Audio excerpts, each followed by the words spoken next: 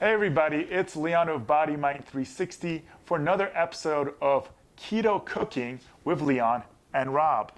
So, what are we making today, Rob? We're gonna make bread again. And I know we made the 90-second keto bread last time. Okay. But today we're gonna make a traditional loaf of bread, one that you can bake, slice, and use on sandwiches or toast or whatever you want. And it's gonna look like bread. And it's gonna taste like bread. Better, arguably, but we shall see. Yep. Yeah. Now, today, you may notice the elephant in the room, okay? Thanks a lot. There are three ingredients that we want to quickly discuss with you before we jump in the kitchen, because you may not be familiar with these ingredients, but they're critical to keto cooking when it comes to making keto bread. Correct. Go Right. ahead. Well, traditional bread is made with flour. And we're not going to be making flour. But the thing that's magic in flour that gives bread its taste and texture is gluten. We are going to be using gluten. So I have a couple of ingredients here that I just wanted to introduce before we got started. Okay. The ingredients that I want to introduce to you are these three things here. The first one is oat fiber, and oat fiber is not the oats itself. People think it's ground up oats, but it's not. It's actually the shell that surrounds the oat or the groat that's inside. Okay. And that's ground up, and it's insoluble fiber, which gives it 0 carb count. Yeah. In layman's terms, this is what makes it keto and keeps it from having a high net carb count. It is one of those things.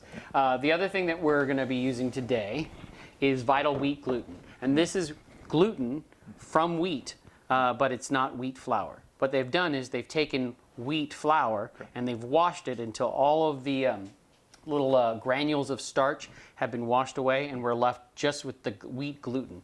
And that wheat gluten is going to give this bread structure. That's right. You could also give it as a joke to your friends that don't like gluten. Don't do that. Don't do that. And then the other thing that's going to make up our flour for today is flaxseed, or ground flaxseed. We don't want to use whole flaxseed. This is ground golden flaxseed. And that's going to give it the texture that we need and some extra nutrition. And this particular one is Bob's Red Mill. All these items I got off of Amazon, and we will give you links to where you can find them. Not just the brand that we like, you can shop for other brands, but we're going to give you links to where we got these. Yeah, and again, this is not a sponsored video. We're just trying to help you out a little bit. But Bob, if you're out there, reach out. That's right. Also, a little note about when it comes to housekeeping and reading nutritional labels, because I get this question all the time with my keto clients. Net carbs, total carbs, what in the world? So you'll notice on here it says total carbs 4 grams, but we mentioned, oh, this is only 1 gram net carbs. So this has 3 grams of dietary fiber.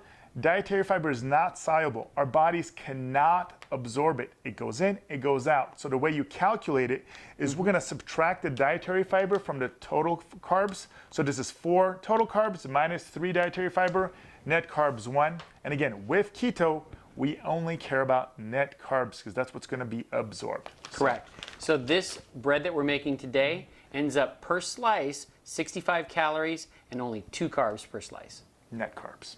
That's net carbs. That's right. So you can have a sandwich, a grilled cheese sandwich, for 4 carbs. Now that is amazing. Yep. All right. You ready? Let's get in the kitchen. Let's get in the kitchen.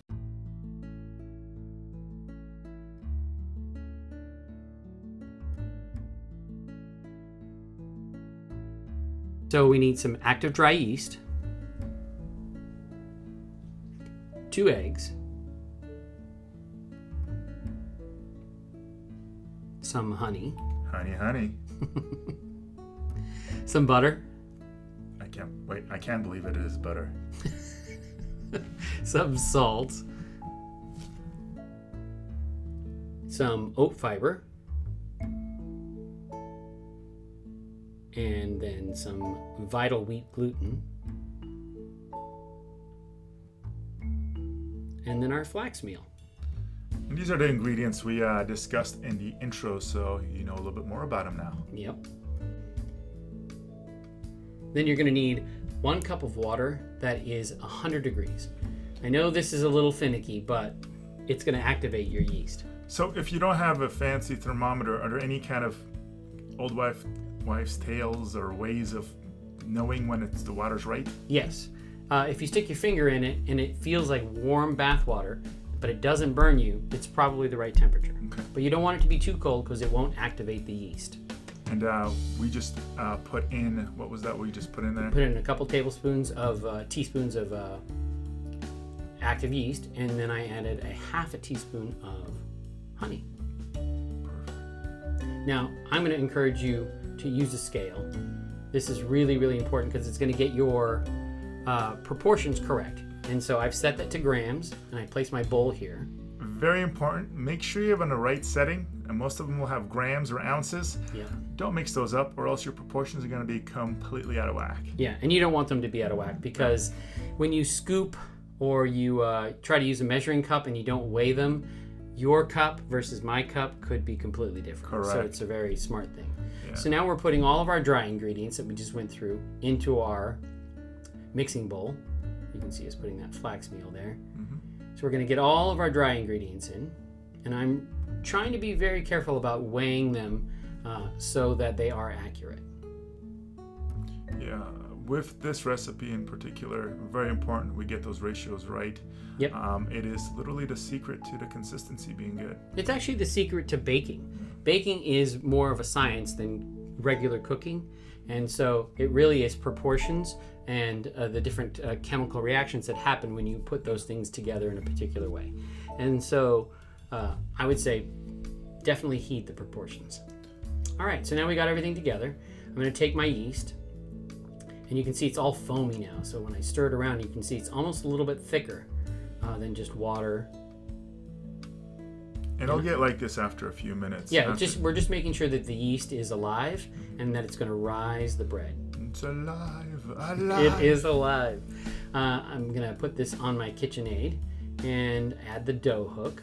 Yeah. First time I saw one of these, I was like, what in the world? Is this like an 80s Arnold movie? And I know that not everyone has a KitchenAid. If you don't have a KitchenAid, you can use a food processor with the blade in it, or you could do this by hand. So really you would be putting all these ingredients in a bowl. You would add your wet ingredients, and then you would stir all this together with a spoon and then do it with your hand. And as we go through this, you'll see it will come together whether you do it by hand or with a machine. Now, as a warning, if you're gonna do it by hand because you don't have one of these fancy machines, they are a little pricey, or you're just trying out, or if you want to substitute your forearm and bicep workouts, it will burn. If there's enough interest in seeing us make this by hand, leave comments below, and if we get enough interest, we'll do a video showing us suffering doing this by hand. You can try it out, but again, highly recommended, as you're gonna see right now, doing it via this machine. Not only does it look really cool, but it's much, much easier. You know, because you said that, everybody's going to want us to make it by hand now, just to see us suffer. Yeah, come on, work your forearms, you can do it. All right, so here we go. We've got the machine running. I got it at like about 4 or 5, just in the scale of, and we're going to let this get all cohesive. And you really want to let this run in the machine for a good 5 to 10 minutes. Because what's happening here is just like when you make regular bread, because there is gluten in this, the gluten is the thing that has the structure, and we want it to develop those gluten strands, and the only way you do that is by moving it around, by kneading it. And if it wasn't obvious enough, this is not a gluten-free recipe. It is not. While there are keto recipes that we'll go over that are going to be gluten-free. When it comes to rising bread like this, the gluten is a key element of it. So I'm so sorry for the viewers out there that are gluten allergic.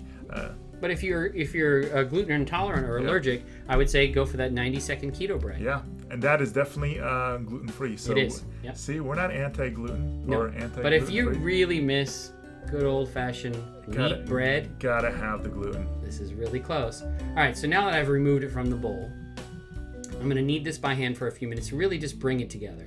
And this is what you would do if you were going to do the whole thing from start to finish. You would get it to cohesive stage, and then you would do this for a good 10 minutes. Yeah, and your forearms will look like Popeye by the time you're done. But that's right. It'll save you $300 or so on a machine, I guess. And really what I'm doing here is just getting it into a ball. And now I'm going to get a bowl. Give it a little smack, actually. I'm going to get a bowl, and I'm going to put it in a bowl and let it rise for about an hour. You know, the Pita Bread Association is now going to come after us for beating the bread. Oh, dear. I'll be here all week. Great. All right, so I cover this with a little plastic wrap, and then I also cover it with a towel. And you're going to want to put this in a warm, draft-free place. If it gets cold, the yeast is not going to activate. Okay. So you want it to be nice and warm. You don't want it to be hot, though. So just stick it someplace in your house that's draft-free. And you can see after an hour of sitting there, it's now doubled in size. It has risen. Yep. So I'm going to take this out of the bowl now. And I'm going to get it ready to put in the loaf pan. You do need a loaf pan of some kind. Yeah. You can use a glass pan. You can use a metal pan. I wouldn't use a paper pan. That's probably a bad idea. That'd be a bad idea. In the oven. I mean, they do make them specifically for baking, but this part, make sure we learned this the hard way. Yeah. Spray. You gotta spray. And we use, what did we use here? Is this coconut oil? That's a little bit of coconut oil. Yep, spray in coconut oil. And I stick this in my pan, and now I'm just gonna let this sit again for another hour and let it rise. Now again, for those of you that are novices like me, we spray that. Otherwise, that once this bakes, it's gonna stick, and you're gonna have a battle royale getting it out. You're gonna see how easy it's gonna be after we're done baking this to take out the spread. But look at this. I mean, when I saw this, it already looked amazing. Yep, so it's ready to go in the oven. So now we're gonna pop this in the oven, 350 degrees for 45 to 50 minutes, or until it's golden brown. And here we go, out of the oven. It's very hot at this moment, so we have to refrain from trying to eat it. Now that it's cooled, we're going to just loosen it from the sides, and you'll see it will pop out, but it's only because we sprayed the pan. Yeah, look, that just came out beautifully. There we go. Now we got to try to eat it. Oh. I don't think we have to try. We will eat it. Yeah. The difficult things we have to do to sacrifice for the show. All right, and we're back. So here it is, the bread, the star of the show today. So as you can see, it looks just like bread, and we're gonna test it out. Yep. And you will see, I'm cutting off a real big slice here. Yeah. It really is very, very close to the real thing. Yeah, consistency is just about perfect. And I'm gonna say, try that out. Here's a little bit of butter. Now the beautiful thing about this, again, for me, I love carbs, but they mess me up. The thing about keto bread like this, it does not mess me up at all. No bloat. And let's see here. He did like a lady spread of butter. I gotta watch my girly figure. What can I say, you know? Now, what do you think? That's amazing. It tastes just like bread. It does. It's like we're cheating, but we're not. No. It's so good. So if you enjoyed this content, make sure to like, subscribe, and look forward to future videos.